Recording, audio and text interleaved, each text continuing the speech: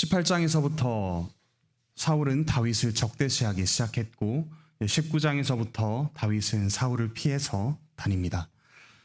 이 과정에서 하나님께서는 다윗을 왕에 적합한 사람으로 만들어 가시고 또 지키고 보호하십니다. 오늘 본문에서도 그 은혜를 발견할 수 있습니다. 먼저 다윗은 블레셋에서 유다 땅으로 돌아와 도피 생활을 하고 있었습니다. 그런데 같은 유다 지파 땅에 속한 그일라가 블레셋의 공격을 받는다는 이야기가 들렸습니다. 다윗의 사람들은 현실적이었습니다. 자신들이 결코 다른 누군가를 도와줄 만한 처지가 아니라는 사실을 분명히 알았습니다.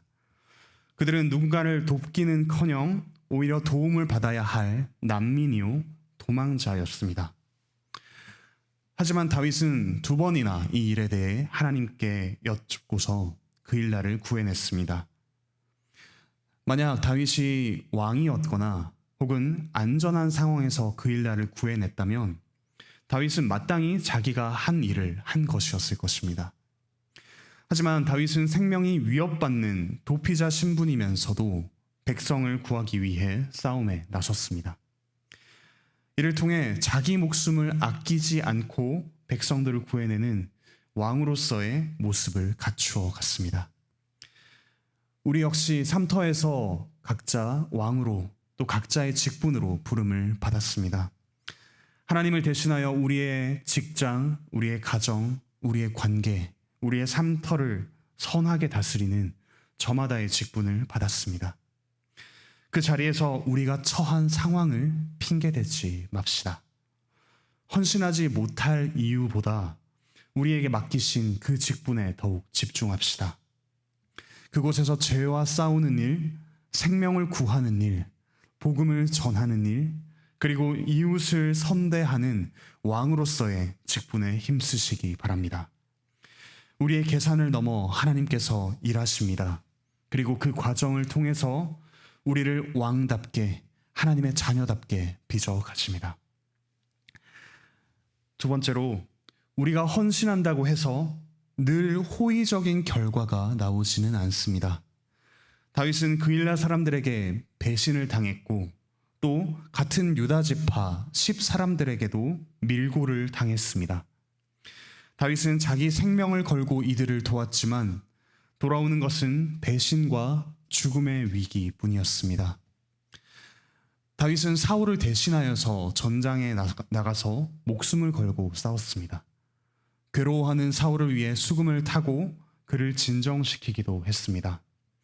하지만 사울에게서 돌아오는 것 역시 끝없는 살인의 위협과 또 그를 도와준 이들의 죽음, 지난한 도피 생활이었습니다. 하지만 이 과정에서 다윗은 결과를 계산하지도 또 섣불리 복수하지도 않았습니다. 그는 하나님께서 이 상황을 판단하시고 행동에 나서실 것을 굳게 믿었습니다. 우리 역시 좋은 마음으로, 선한 마음으로 도움을 주었지만 그에 걸맞는 반응을 접하지 못할 때가 있습니다. 은혜를 원수로 갚는 이들이 있습니다. 실망하며 우리의 선행을 포기하지 맙시다. 지나치게 괴로워하거나 어떻게 하면 보복할 수 있을까 이를 갈지 맙시다. 그때마다 우리의 참 왕이신 예수님의 은혜를 기억합시다. 예수님께서 우리를 위해 생명까지 내어주셨지만 우리는 끊임없이 죄를 지으며 그분을 배반하고 있지 않습니까? 만일 예수님께서 이런 우리의 모습을 보시고 실망하셔서 십자가를 지지 않으셨다면 어떻게 됐겠습니까? 우리 함께 예수님의 은혜를 기억하며 로마서 12장 21절의 말씀대로 악에게 지지 말고 선으로 악을 이깁시다. 마지막으로 하나님께서는 이 힘든 상황 속에서 다윗을 내버려 두지 않으셨습니다. 사울은 이런 상황을 보고 7절에서 하나님이 그를 내 손에 넘기셨도다 라고 이야기했습니다. 하지만 14절에서 말씀은 그 결과를 이렇게 이야기합니다. 하나님이 그를 그의 손에 넘기지 아니하시니라. 하나님께서는 먼저 요나단을 통해서 다윗을 격려하시고 북돋아 주십니다. 사실 다윗을 죽이려는 마음이 가장 큰 사람이 있다면 사울이 아니라 요나단이어야 할 것입니다. 요나단은 바로 다음 왕위를 계승할 그런 사람이었습니다. 믿음도 성품도 실력도 모두 빠지지 않는 그런 사람이었습니다. 만일 요나단에게 왕위에 대한 욕심이 눈꼽만큼이라도 있었다면 다윗은 제거 대상 1순위였을 것입니다. 하지만 요나단은 여러 번 다윗의 생명을 구해주고 16절, 17절에 이르면 다윗을 격려하고 위로하는 모습을 볼 수 있습니다.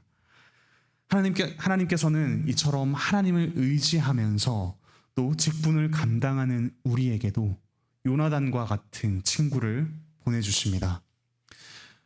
우리 교회가 바로 이 요나단과 같은 사람들입니다. 우리 서로는 믿음을 북돋아주며 또 격려하고 위로하기 위해서 하나님께서 보내신 선물입니다. 우리 서로를 선물로 여기며 또 우리 자신이 선물로서 서로를 사랑할 수 있기 바랍니다. 이런 요나단의 도움과 격려에도 불구하고 집요한 사울은 결국 다윗의 코앞에 이르렀습니다. 하지만 마침 블레셋이 침략하여 사울은 다윗을 놓치게 됩니다. 이처럼 하나님께서는 사람뿐만 아니라 상황을 통해서도 우리를 지키시고 인도하십니다. 예수님의 십자가는 모든 것이 합력하여 마치 악을 이루는 것처럼 보이는 사건입니다. 종교 지도자들의 탐욕, 또 정치 지도자의 두려움, 군중의 욕망 등이 하나로 모여서 무고한 예수님을 죽음에 이르게 한 사건입니다. 하지만 그 모든 것이 합력하여 우리의 구원을 이루었습니다. 예수님께서 우리의 모든 죄를 지고 죽으셨다가 사흘 만에 부활하셨습니다. 하나님께서는 이와 같은 상황을 통해서 우리에게 부활의 소망을 주셨습니다. 이처럼 우리의 상황이 마치 끝장날 것만 같은 막막할 때에도 하나님께서는 이를 통해서 오히려 선을 이루고 계심을 믿읍시다. 우리를 연단하시고 우리의 구원을 완성해 가시는 줄 믿읍시다. 이 사실을 굳게 믿으며 담대하게 지금 마주하신 상황을 마주해 나가시길 바랍니다. 말씀을 맺겠습니다. 사랑하는 관악교회 형제 자매 여러분, 우리가 처한 상황을 핑계치 말고 우리에게 맡기신 직분에 충실합시다. 은혜를 원수로 갚는 이들과 그 악에 지지 말고 선으로 악을 이깁시다. 우리 서로 선물이 되어서 격려하고 믿음을 북돋워 줍시다. 이 모든 상황을 통해서 하나님께서 우리의 구원을 완성해 가시고 하나님의 통치를 이루어 가실 것입니다. 기도드리시겠습니다. 하늘에 계신 우리 아버지 하나님, 우리가 각자마다 처한 상황이 다르고 또 때로는 너무도 막막하고 해결되지 않는 문제로 인해서 힘들어하곤 합니다. 그러나 하나님께서 이 모든 상황 가운데서 우리를 지키시고 우리를 하나님의 자녀에 걸맞는 자질을 갖춘 자로 빚어가심을 믿습니다. 또한 우리가 서로에게 요나단과 같이 그런 선물과 같은 존재가 되어서 서로를 위로하고 격려하게 하시니 참으로 감사드립니다. 우리가 서로에게 선물이 되었음을 기억하며 선물로서 서로를 위로하고 사랑하는 우리가 되게 하여 주시옵소서. 오랜 문제를 두고 씨름하고 있는 성도들이 있습니다. 그러나 이 문제 앞에서 하나님께서 모든 것이 합력하여 선을 이루도록, 우리의 구원을 이루도록, 우리로 하여금 하나님의 아들의 형상을 닮아가도록 하심을 굳게 믿게 하여 주시옵소서. 자녀의 문제, 또 출산의 문제, 양육의 문제, 관계와 직장의 문제, 몸과 마음의 문제, 여러 가지 문제로 고통받는 성도들이 있습니다.